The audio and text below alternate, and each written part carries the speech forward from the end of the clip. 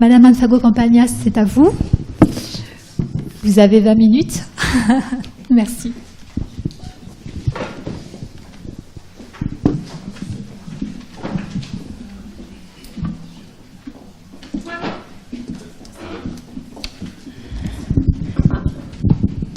Bonjour. Donc, ce que je vais vous présenter sont surtout des données qui sont issues de notre système national d'information. C'est un travail qu'on poursuit avec un groupe issu du conseil scientifique de la CNAM. Et dans ce groupe, je voudrais signaler la présence d'Arnaud Badevant, avec une pensée très amicale aujourd'hui pour lui. Beaucoup de chirurgiens, comme vous voyez, et en particulier récemment un jeune chirurgien de Brest qui nous a rejoint pour valoriser 2 jours par semaine à la CNAM l'ensemble des données, puisqu'on a une volumétrie de données extrêmement importante et contributives que l'on est en train de publier. Alors, en ce qui concerne la prise en charge spécifique aux médecins nutritionnistes, je vais laisser la parole à ma collègue qui va vous expliquer les problèmes qu'on a dans ce système d'information, donc à repérer cette activité. Voilà, bonjour. Donc, moi, je suis Maïta Aliou, je travaille au département des actes médicaux. Donc, juste un petit point sur, en effet, ce que vous avez souligné, c'est-à-dire qu'actuellement, au niveau de la réglementation de la CNAMS, les médecins nutritionnistes font partie du groupe des MEP, des médecins exercices particuliers. Comme vous l'avez dit vous-même, c'est un DESC qui appartient au groupe 1 non qualifiant. Donc au jour d'aujourd'hui, ce n'est pas ce qu'on appelle une spécialité au sens où l'ordre la qualifie. Donc on n'a pas, ce qui veut dire qu'on n'a pas d'identification au fichier national des professionnels de santé comme les autres spécialités. Bon, ce fichier, il n'identifie que la spécialité pour laquelle le médecin est inscrit à l'ordre. Pour les spécialités de médecine générale, alors en plus, tous les médecins nutritionnistes ne sont pas des médecins généralistes. On a une activité particulière qui peut être renseignée à la demande du médecin uniquement et dans une liste fermée de 8 expertises. Alors cette liste, elle est très ancienne, elle a été faite en 1996 avec l'ordre. Et dedans, en plus, les médecins nutritionnistes, même généralistes, n'apparaissent pas. Donc, ça explique vos difficultés, en effet, à avoir une reconnaissance.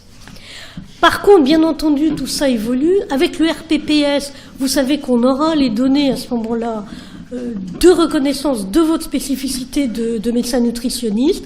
Le système d'assurance maladie est en train de prendre le RPPS pour faire son nouveau système d'information. Et là, on aura ces données et vos données d'activité.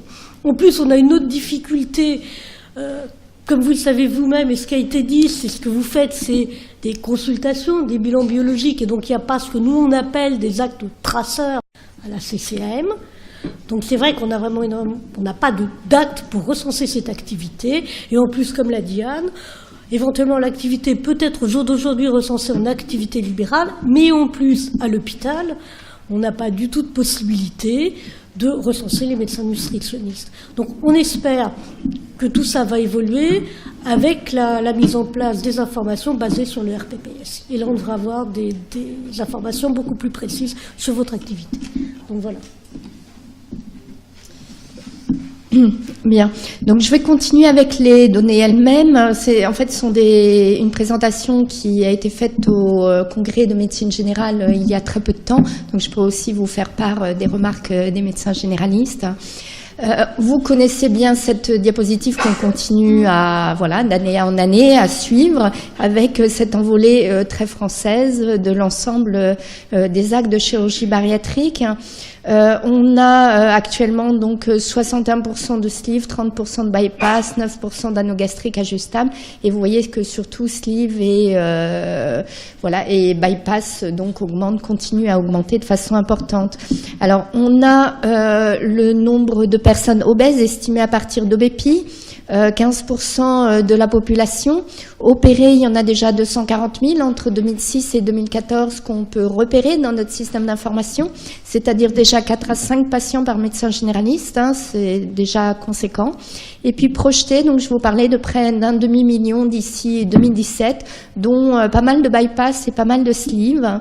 Et donc il y a ces alertes de l'Académie de chirurgie, mais aussi de l'Académie de médecine, avec actuellement une enquête en cours vers les médecins généralistes, vers les patients, vers les chirurgiens et vers les nutritionnistes pour avoir le ressenti sur les besoins en termes de coordination autour du suivi bariatrique. C'est ce que poursuit l'Académie de médecine. Ce que je n'avais pas montré ici, mais bon, vous l'avez présenté, je pense, précédemment, c'est le benchmark qu'on a établi à l'international qui nous montre des profils très différents de pays. Il y a des pays qui ont structuré la sélection vers la chirurgie bariatrique et le suivi post-chirurgie bariatrique de façon assez stricte. Alors que le nombre d'interventions est assez élevé. C'est le cas par exemple de la Suisse ou de la Suède. Par contre, il y a des pays comme la France ou la Belgique qui ont aussi cette envolée des effectifs très importants de chirurgie bariatrique, mais avec un encadrement qui nous paraît beaucoup plus modeste et probablement très insuffisant. Et puis il y a d'autres pays qui, eux, encadrent de façon très stricte et limitent le nombre, l'accès à la chirurgie bariatrique, comme l'Angleterre, l'Écosse encore plus. Voilà, donc on a des profils de pays à l'international très différents, une position de la France qui mérite probablement d'être renforcée, puisque vous savez aussi qu'il y avait à peu près 110 enfants adolescents donc opérés de chirurgie bariatrique chaque année. On dispose maintenant de recommandations de l'HAS toutes neuves. On dispose d'une circulaire des GOS aussi envoyée aux établissements. On dispose aussi d'une circulaire réseau de la CNAM. Donc ces enfants-là, ces adolescents maintenant doivent bénéficier du RCP en CSO et doivent être opérés par une équipe chirurgicale qui a une certaine habitude de cette chirurgie et en lien avec un CSO. Donc vous voyez quand même que les choses bougent, et la première alerte qui avait été levée d'ailleurs avec Arnaud Badevant, c'était de cibler et de vraiment limiter sans l'empêcher la chirurgie bariatrique chez les plus jeunes. Ceci dit, si vous avez vu les publications, les dépêches, etc., c'est ressorti comme la chirurgie bariatrique autorisée à partir de 15 ans. Enfin, moi, j'étais assez choquée de lire ce texte-là. Voilà, on voit des reprises qui sont très détournées de l'objectif elle-même de ces recommandations. Alors, on a travaillé là sur le suivi post-chirurgie bariatrique en France à partir donc du SNIRAM, c'est tous les remboursements qui remontent au niveau national. On a retenu tous les actes de chirurgie bariatrique, donc on suit cette cohorte de 2009 que vous devez connaître maintenant, et on a exclu les patients qui avaient une chirurgie préalable depuis 2005, puisqu'on est capable de remonter dans le PMSI jusqu'à 2005 avec un chaînage. On a exclu les patients décédés entre-temps, les mineurs, les patients avec cancer digestif, etc. Et on a extrait tout le recours aux soins de 2009 jusqu'à 2014. Et on a classé les patients comme ayant un bon, un moyen ou un mauvais suivi selon les recommandations actuelles de l'HAS qui préconise un suivi annuel à vie par l'équipe médico-chirurgicale avec supplémentation micronutriments, surveillance biologique, etc. Alors voilà nos 14 600 patients opérés d'une chirurgie en 2009, d'une première chirurgie. À l'époque, c'était essentiellement des anneaux, mais il y a quand même un tiers de bypass et 25% de sleeve. Essentiellement des femmes, 38 ans, un IMC, vous voyez, à 60% entre 40 et 50. Je rappelle que c'est une population souvent un peu précaire, 17% à la CMUC, et puis des comorbidités fréquentes, 15% diabétiques, 27% appareillés pour syndrome d'apnée du sommeil. Alors voilà le suivi à 1 an, 5 ans et chacune des années. On a ici le suivi par le chirurgien, en fonction qu'il s'agisse d'un bypass, d'un anneau, d'une sleeve ou au total. Ce que vous voyez, c'est qu'à 1 an, l'ensemble des patients sont en général revus, échappent à notre système d'information, en tout cas 10% des patients.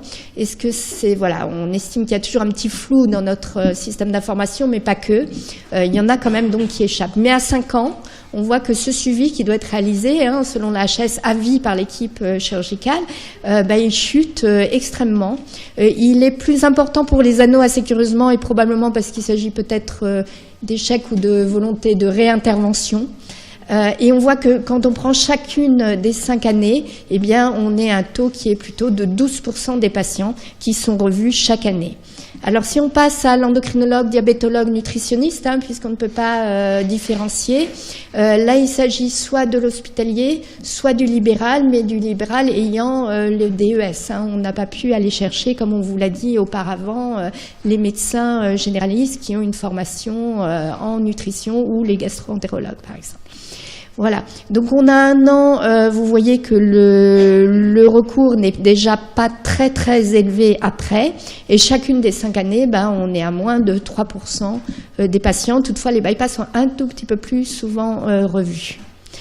Et en contraste, le médecin généraliste, eh bien lui, il continue à suivre le patient. Hein. Certains patients n'ont plus aucun contact, toutefois, quand même, en tout cas pas un contact annuel.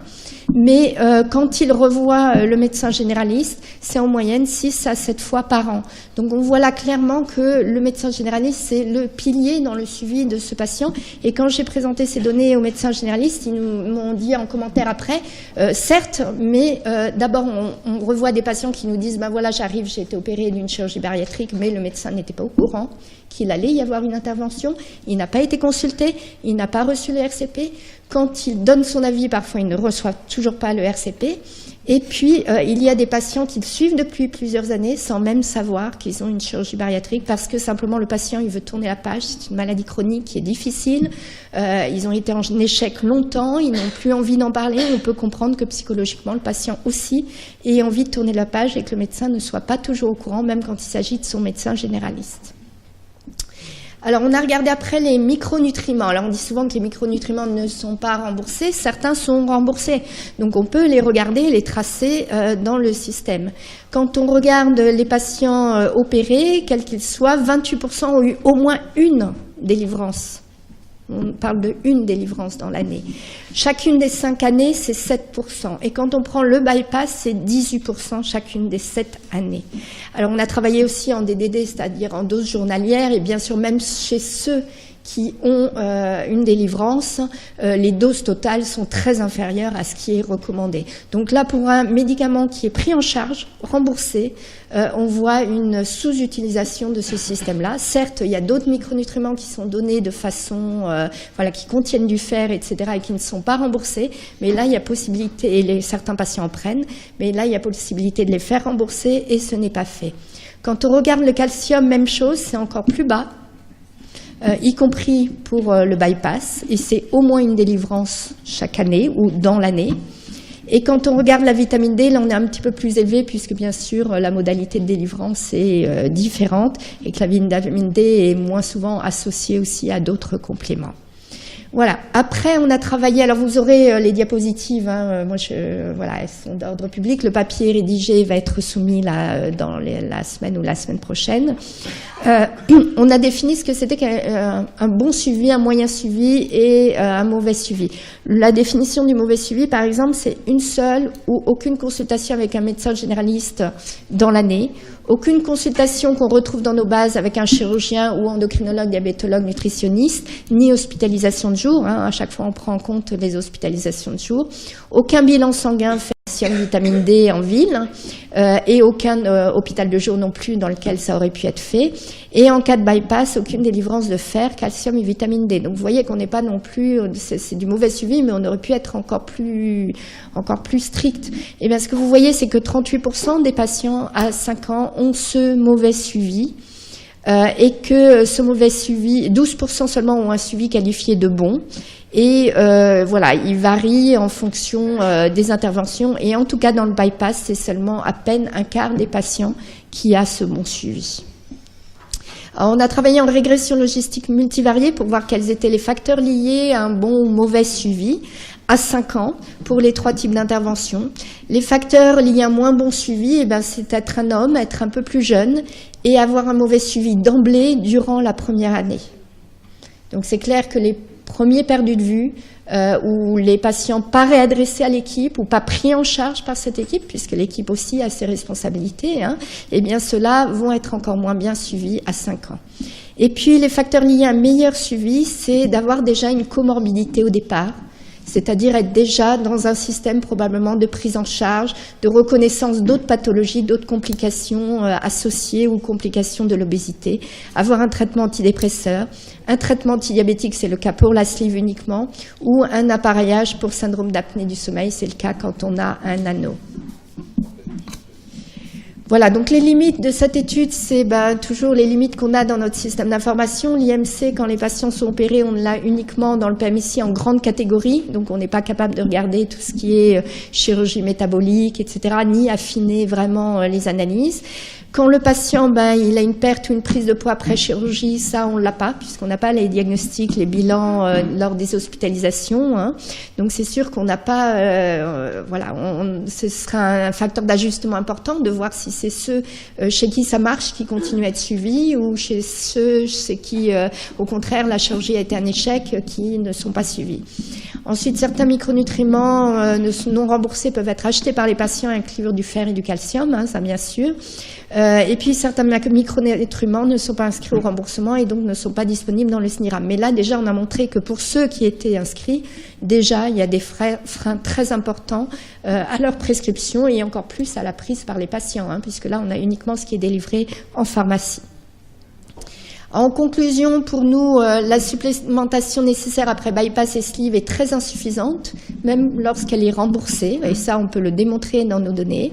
Le suivi à long terme, qui est actuellement recommandé à vie par l'équipe médico-chirurgicale, est insuffisant pour la majorité des patients dès 5 ans. Alors, qu'en est-il encore à 10 ans et au-delà? Le médecin généraliste, lui, reste le pilier dans le suivi des patients, en tout cas dans le suivi médical, peut-être pas dans le suivi bariatrique, mais dans le suivi médical, on voit que les contacts sont fréquents, avec en moyenne 6 à 7 consultations par an. Et puis il nous semble que bien sûr les nutritionnistes, l'équipe médico-chirurgicale a un rôle très important à assurer, en particulier les 2 premières années et avant, à la pose de l'indication, qui à mon avis devrait peut-être être déjà plus ciblée. On a après en aval le médecin traitant qui reste le pilier, mais pour cela il doit être formé, ce qui n'est pas actuellement, pour savoir quand faire appel au deuxième recours et où trouver ce deuxième recours. Et c'est là où toute la discussion s'installe. Nous, on continue à suivre cette cohorte de patients, plusieurs cohortes en fait, pour analyser la balance bénéfice-risque de la chirurgie bariatrique à long terme. On vous avait présenté les premiers résultats qui montrent des améliorations, hein, des diminutions des traitements antidiabétiques, appareillage pour syndrome d'apnée du sommeil, traitements antihypertenseurs, etc. Donc on est en train de continuer ces analyses à 5 ans maintenant. On a 5 ans de recul sur cette cohorte avec très peu de perdu de vue puisqu'on est dans le SNIRAM, hein, contrairement à d'autres équipes ou d'autres pays qui ont ces perdus de vue. Donc on va pouvoir analyser cette balance bénéfice-risque et faire même une évaluation médico-économique de la chirurgie bariatrique et des différents actes, des différents types de chirurgie. Voilà, on a donc travaillé à partir des données sur l'enfant. On a pu susciter avec nos collègues de l'HAS ces nouvelles recommandations. On espère aussi pouvoir aider à la mise en place d'un registre des enfants, des adolescents opérés et peut-être même jusqu'à 20 ans pour pouvoir les suivre, parce que quand on les regarde dans le SNIRAM, on ne voit pas beaucoup de comorbidités, c'est surtout un retentissement fonctionnel et psychologique de l'obésité à ces âges-là, et heureusement. Et donc les suivre dans le SNIRAM ne va pas nous apporter beaucoup d'informations. Il faut pour ça qu'on ait des questionnaires avant la chirurgie, qu'on ait des questionnaires après sur leur bien-être, sur les difficultés qu'ils peuvent rencontrer, comment ils peuvent vivre cette chirurgie qui peut être quand même probablement traumatisante chez un jeune. Voilà, donc on essaye de financer ce registre. Et puis, par ailleurs, on réfléchit donc à une approche qui soit plus facilitée dans le suivi avec la formation des médecins généralistes. Mais on s'attache, c'est vrai, actuellement essentiellement à ce pivot qu'est le médecin généraliste. Et il faut aussi construire, bien sûr, le renvoi au deuxième niveau de prise en charge. Je vous remercie pour votre attention. Merci beaucoup, mesdames. Vos interventions très intéressantes. Y a-t-il des questions dans la salle? J'ai un commentaire. Donc, je suis tout à fait d'accord pour qu'on dise que le suivi est insuffisant, etc. Mais il faut quand même se méfier de vos conclusions, parce que vous dites le suivi est mal fait parce que les gens ne prennent pas de fer et de calcium. Comme c'est apporté dans les polyvitamines et que les polyvitamines sont en général prescrits par la plupart des centres, il y a quand même une prescription de suppléments. Donc, je ne suis pas sûr que vos conclusions soient tout à fait exactes. Deuxième commentaire, c'est que vous dites c'est très grave, les patients ne sont pas suivis, ils sont dans la nature, ils sont abandonnés. Je ne suis pas sûr de ça non plus, parce que les médecins généralistes sont là, ils rattrapent un petit peu cette absence de suivi. Donc, je crois que bon, c'est important de dire qu'il faut bien les suivre, etc. Mais c'est pas une catastrophe quand même, cette affaire. Donc il n'y a pas à distance. En plus, vous dites qu'il faut les suivre tous les ans. Je sais qu'à Lille, par exemple, Patou, il dit qu'il les suit tous les 3-4 ans. Enfin, il les suit pas tous les ans. Donc il dit qu'au bout de, je sais pas, 2-3 ans, ça suffit de les suivre tous les 5 ans. Et je suis certain de ça. Donc il a dit le chirurgien les suit tous les 5 ans, mais qui doit être vu tous les ans par un médecin, au moins un médecin nutritionniste. Bon, donc, d'accord. Enfin, lui, il ne les convoque que tous les 5 ans, c'est ça? Oui, mais les chirurgiens. Mais en fait, c'est lui qui fait le suivi des malades, c'est pas... Pas du tout. Ah, non? Bah non. Il m'a dit que c'était lui qui les faisait dans un hôpital de jour, etc. Oui, mais qui est-ce qui travaille dans l'hôpital de jour? C'est des médecins nutritionnistes. Si c'est tous les 5 ans. Non, mais... Et puis après, il faut effectivement, et madame a raison, il faut que les médecins généralistes aient la formation et les outils pour pouvoir suivre ces patients au jour le jour et les renvoyer effectivement aux médecins nutritionnistes. Et c'est pas obligatoirement tous les 5 ans, parce que moi je suis médecin, on est une unité médico-chirurgicale, et les patients, on les voit entre deux, et on les voit aussi pour d'autres problèmes. Et il y a une chose, c'était ma question, parce que vous avez 85% de femmes, des femmes jeunes, et vous n'avez pas du tout parlé de la grossesse. Or, les grossesses sont un problème. Vous n'avez pas non plus parlé de la supplémentation en vitamine B12, qui est aussi très problématique pendant la grossesse. Oui, alors sur les grossesses, c'est aussi quelque chose qu'on est en train de regarder. On regarde aussi les phlébites, la prévention, la thromboprophylaxie, etc. Donc ça, ce sont des travaux qui sont en cours, en effet, qui ne sont pas encore assez aboutis, mais oui, on est en train de regarder ça, bien sûr. Et sur la B12, le problème, c'était les délivrances, hein, c'est-à-dire que nous, on a ce qui est marqueur. Il y en a beaucoup qui sont faites à l'hôpital, et du coup, on ne peut pas savoir si elle a été réellement faite ou pas dans le cadre hospitalier.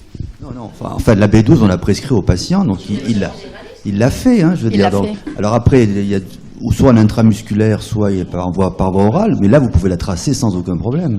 Oui, et en particulier pour les bypass, ça me semble particulièrement intéressant de regarder effectivement, parce que là, il peut y avoir un vrai problème. Et ça, la première question. C'est pas parce qu'un malade n'a pas de vitamine B12 qu'il est. Il y a des patients qui ont un bypass et qui n'ont pas besoin de vitamine B12. Ça arrive. Je suis d'accord. Oui. Mais on les surveille, effectivement. Mais cela dit, il y en a beaucoup qui sont carencés. Hein, donc, et la carence, elle ne vient pas tout de suite. Hein. Elle met un certain temps avant d'apparaître. Je suis d'accord qu'il faut les surveiller. Voilà, mais ce que je veux dire, c'est que la conclusion de dire le malade ne prend pas de vitamine B12, donc il n'est pas surveillé, ça me semble un raccourci. Ma deuxième question, c'était sur la surveillance biologique. Ça aussi, c'est tracé. Donc, combien est-ce que ces patients ont un contrôle biologique tous les ans? Peu importe. Est-ce qu'ils ont une prise de sang tous les ans? On l'a regardé, hein, là je voulais... Alors peut-être que je dans le paquet à un moment donné du truc groupé. Là, Alors là aussi, c'est vrai que dans la présentation, je l'avais un petit peu raccourci, mais on l'a dans notre papier, on voit en effet le suivi biologique qui chute, et même pour le fer, on a inclus tout ce qui pouvait être du fer, ou même en amont, juste la numération formule sanguine. On voit que ces patients ne bénéficient pas de ces dosages biologiques, pas suffisamment. Donc moi, je persiste à dire que si on a des éléments très forts pour montrer que le suivi tel qu'il est recommandé actuellement par la HAS, parce qu'on est, on est obligé de se caler sur les recommandations actuelles de la HAS. Si vous, Société Savante, nous dites qu'ils n'ont pas besoin de ces dosages-là, etc., et voilà, dans ce cas-là, saisissez la HAS. Mais je crois que les nutritionnistes, en tout cas, disent qu'ils ont ces besoins-là. Donc, nous, on a pris les recommandations de la HAS, on les adapte à ce qu'on a dans notre système d'information, et on montre le décalage actuel entre les deux. Alors, c'est vrai qu'après, il y a des prescriptions qui ne sont pas remboursées, mais quand on nous dit les prescriptions, vous devez rembourser les vitamines, il y en a certaines, ou les micronutriments, il y en a certains qui sont remboursés. Ce qu'on montre, c'est que parmi ceux qui sont remboursés pour des patients qui sont souvent défavorisés, eh bien là, ils ne sont pas pris, ou pas prescrits, ou pas délivrés en tout cas. Donc pas pris. Yvan Dus, moi je voudrais vous féliciter parce que je trouve que c'est très intéressant. Alors, vos données sont certainement perfectibles, Jean Guggenheim a raison, mais enfin, en l'état actuel des choses, c'est quand même la moins mauvaise source d'information que l'on a, notamment parce qu'elle est exhaustive. Et les études qui ne sont pas exhaustives n'ont pas beaucoup d'intérêt. Et moi, je suis très intéressé par ce que vous avez dit sur les adolescents, le registre, parce qu'on a des discussions à la SOFCO, et je ne suis pas d'accord avec Jean là-dessus. Faire un registre à la SOFCO sur les seuls centres labellisés, ce n'est pas exhaustif. Un registre qui n'est pas exhaustif, ça n'a pas d'intérêt. Et moi, je pense qu'on aurait plutôt intérêt à faire un système annexer au PMSI pour avoir des données sur la chirurgie bariatrique que de faire encore un registre séparé. Puisqu'on est sur notre identification, je pense que les corps de médecins nutritionnistes prescrivent beaucoup de bilans biologiques. Est-ce qu'il serait possible, au sein de vos bases de données, justement, d'avoir un petit focus et pouvoir nous identifier à travers ces prescriptions-là? Parce que les bilans, justement, nous, quand on regarde notre SNIR, pour vous dire, on est 4 croix en biologie, parce que justement, on fait ces suivis. Est-ce que pour vous, la CNAM, c'est une solution de nous identifier un peu mieux au milieu des médecins généralistes? Oui, ça demande un petit travail d'artiste, c'est-à-dire d'aller chercher le prescripteur qui est prescripteur de fort bilan biologique et supposer après donc qu'il s'agit d'un médecin spécialisé. On pourrait regarder, mais après faut poser un seuil, on a beaucoup d'hypothèses derrière. C'est peut-être une piste, ça me paraît un petit peu délicat comme ça. Donc, pourquoi pas, on peut y réfléchir. Une minime question. Est-ce que vous avez une idée des accidents neurologiques liés aux carences vitaminiques 10 ans après? Alors là, on est à 5 ans.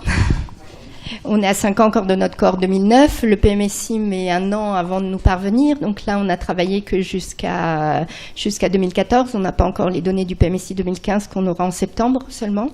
Donc on pourra regarder ça. Et c'est une des choses. Il y a une alerte. Je ne sais pas si vous avez vu, de 5 cas d'amyotrophie post-chirurgie bariatrique, je crois immédiate. On va essayer de repérer et d'identifier tous les accidents possibles post-chirurgie bariatrique, conséquences ou pas, conséquences à la fois de la chirurgie ou conséquences des carences nutritionnelles éventuelles. Oui. Je voudrais faire 2 petites remarques illustrant la complexité du problème qui est évidente pour tout le monde. On parle de Lille et de son savoir-faire, mais il ne faut pas oublier que le service de François Patou est héritier de la grande tradition de Charles Proy. C'est très ancien. Et la seconde, à propos de l'anneau. Vous avez dit que l'anneau était le mieux suivi. Pourquoi? Parce qu'il faut tout le temps le gonfler, le dégonfler, etc. Et c'est une des raisons pour lesquelles il y a eu on s'est désintéressé de l'anneau. Les futurs opérés n'en voulaient pas parce qu'ils voulaient avoir la paix. Et c'est pour ça qu'ils ne se font pas suivre après une gastrectomie ou un bypass. Et que 2, on découvre longtemps après ces interventions les carences dont vous avez parlé. Donc un point sur les réinterventions justement, est-ce que vous êtes en capacité de dire combien de patients ont été réopérés et est-ce que c'est stable en termes de réintervention ou est-ce que c'est en train de monter à vitesse grand V? Ça, c'est une première question. Et puis j'aurais des questions aussi sur le RPPS, vous m'expliquez comment ça va marcher, comment on va être pisté entre guillemets nutritionniste ou non. Ça, voilà, j'étais intéressé par ça. Et puis troisième point, quelles sont les réflexions de la CNAM sur les actes aujourd'hui? La calorimétrie indirecte, l'impédancemétrie, des choses comme ça. Est-ce qu'il y a une réflexion ou est-ce que c'est toujours en discussion, toujours en volonté, en fichier? Alors, sur la première question, celle des réinterventions, c'est vrai que c'est une question intéressante. On est en train de s'y pencher. Là, dans le suivi, on a distingué ceux qui avaient une réintervention et dans la cohorte aussi, pour faire une approche en intention de traiter ou une approche par type de chirurgie, etc. En gros, ce qu'on avait présenté, je pense, l'année dernière, c'est que les réinterventions, elles se situent surtout sur les anneaux. Et je crois qu'à 3 ans, si je ne me trompe pas, on avait 22% de réintervention, c'est ce qu'on avait montré. Donc un patient sur 5 repassait sur la table au bloc opératoire à 3 ans, ce qui est quand même énorme. Et que c'était, je crois, dans 17% des cas pour une transformation de l'anneau en une sleeve ou bypass. Donc là aussi, voilà. Mais après, on a aussi des transformations de sleeve qu'on est en train de suivre attentivement. Les procédures distales, les switches, alors, on va avancer parce que... Les switches, en France, il y en a 100 par an. C'est pas beaucoup. Ouais. Alors après sur je vais peut-être passer la parole à Amélie. Donc au niveau d'inscription de nouveaux actes, nouvelles procédures au niveau de la chirurgie bariatrique, donc c'est vrai qu'au niveau des actes médicaux, on travaille avec les sociétés savantes Et on travaille aussi à la demande d'inscription d'actes des sociétés savantes. Et c'est vrai que pour la chirurgie bariatrique aux gens d'aujourd'hui, on n'a pas de demande spécifique. Or, ce que vous dites, on aurait des demandes, éventuellement justement, d'inscrire peut-être des procédures ou des nouveaux actes de transformation d'anneaux en sleeve de réintervention. On a quand même fait, une demande pour le bypass à une anastomose. Le bypass, par contre, on a quelque chose au niveau du mini-bypass, oui, de ce qu'on appelle le mini-bypass. On a des petites difficultés là-dessus, oui. Alors, on va peut-être avancer parce que... Juste une seconde, vous êtes en train de nous expliquer que si on veut que des actes soient reconnus et éventuellement financés, il va falloir qu'on vous les demande, hein, c'est bien ça. Non, mais c'est toujours comme ça. Nous, d'accord, mais là je parle à l'AFNAN. Quand il y a un rapport HAS, sur les actes, bien entendu, ça veut dire qu'il y a une demande des sociétés savantes, éventuellement même en amont, quand il y a une demande spécifique des sociétés savantes, quelles qu'elles soient, en amont de la demande HAS. Oui, moi je voulais justement rebondir là-dessus et je voulais vous poser cette question. Est-ce que c'est possible de demander des actes spéciaux justement, mais pour les nutritionnistes, avec par exemple la consultation à 1 an qui serait valorisée spécifiquement, la consultation à 6 mois, etc. Est-ce que ça on peut le demander, pas pour les actes chirurgicaux, mais pour les nutritionnistes? Alors ça, tout à fait, donc c'est aussi, ça s'appelle des consultations longues, et vous savez qu'on est en pleine convention médicale, et voilà. Donc, mais c'est vrai que c'est pareil, les consultations longues, ça peut être aussi à la demande de médecins, de sociétés, en sachant que ça, pour ce qui est, ça c'est de la tambouille, c'est plus dans le cadre des conventions, tout ce qui est consultation longue, c'est plus dans le cadre des conventions médicales. Juste par rapport au fait d'avoir une visibilité, je pensais justement que vous saviez plus ou moins qui était nutritionniste, parce que les nutritionnistes en général ne prescrivent pas de soins infirmiers, pas d'arrêt de travail, etc. Ils ont un profil particulier, plus de biologie, moins d'actes à la journée, parce que les consultations sont plus longues, et très peu de prescriptions parallèles de paramédicaux en fait. Je vais répondre parce que je travaille plus directement sur le SNIRA, mais c'est vrai que c'est un vrai travail à faire, un peu dans la dentelle, à partir de dresser un profil de médecin nutritionniste en ville. Pourquoi pas essayer de le faire, mais ça paraît un peu difficile. Mais on peut y réfléchir. Oui. Merci beaucoup, mesdames. On aurait voulu continuer cette discussion passionnante. Peut-être au déjeuner, on est obligé d'avancer parce que sinon on va continuer.